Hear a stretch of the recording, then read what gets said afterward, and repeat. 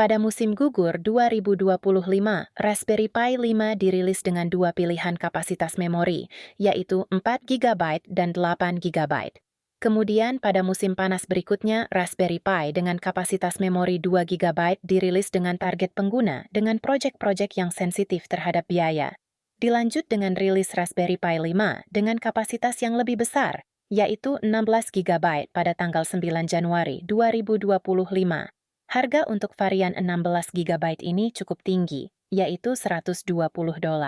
Mengingat ini adalah sebuah SBC atau Single Board Computer yang masih membutuhkan komponen dan aksesoris lain untuk dapat digunakan sesuai peruntukannya. Dengan harganya yang cukup melompat dari varian di bawahnya, apakah Raspberry Pi dengan memori 16 GB ini dapat berkompetisi dengan para kompetitornya yang lebih murah? Bahkan banyak mini komputer dengan prosesor entry-level dari Intel mempunyai harga dalam rentang yang sama. Padahal mini komputer ini lebih lengkap dan lebih baik spesifikasi dan konfigurasinya daripada Raspberry Pi. Jadi, mengapa harus ada varian 16 GB dan mengapa tidak? Banyak orang menggunakan Raspberry Pi untuk berbagai macam aplikasi. Dari banyaknya macam penggunaan ini, banyak yang merasa bahwa kapasitas memori 4-8 GB telah lebih dari cukup. Bahkan untuk proyek-proyek ringan cukup menggunakan memori 2 GB saja. Namun, semakin banyak kasus penggunaan yang memerlukan memori lebih besar, seperti untuk large language model dan computational fluid dynamic, yang akan sangat merasakan untungnya memiliki memori yang lebih besar. Bahkan untuk pengguna casual yang memerlukan penggunaan distro Linux berat dengan tampilan grafis modern, akan sangat tertolong dengan memori yang lebih besar ini.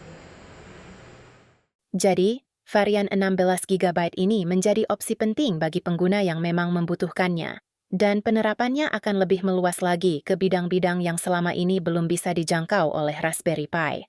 Varian 16 GB ini mengingatkan kita pada rilis Mac mini dengan prosesor M4 yang sekarang memiliki memori minimal 16 GB.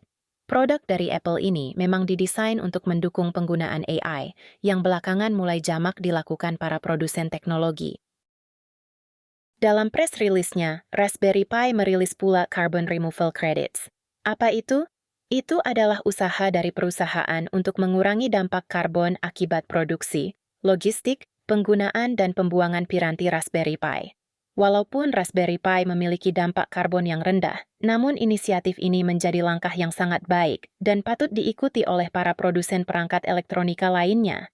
Ketika kita membeli Carbon Removal Credits seharga $4, maka perusahaan akan mengumpulkannya dan membayar andu karbon untuk mulai menangkap karbon dioksida dari atmosfer bumi dengan menggunakan teknologi Enhanced Rock Weathering.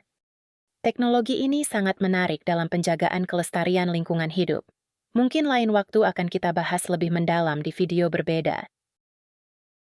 Sepertinya Raspberry Pi 5 dengan memori 16 GB ini akan menjadi game changer bagi masyarakat dan industri di bidang teknologi, karena Raspberry Pi akan semakin menjangkau lingkup yang lebih luas daripada sebelumnya, dan itu akan memicu lebih banyak inovasi dan kreativitas masyarakat. Bagaimana menurut Anda? Tuliskan pendapat Anda di kolom komentar. Tuliskan pula pengalaman Anda menggunakan Raspberry Pi. Kami sangat senang mendiskusikannya. Jangan lupa klik tombol like, subscribe, dan share. Sampai jumpa di video selanjutnya yang tidak kalah seru.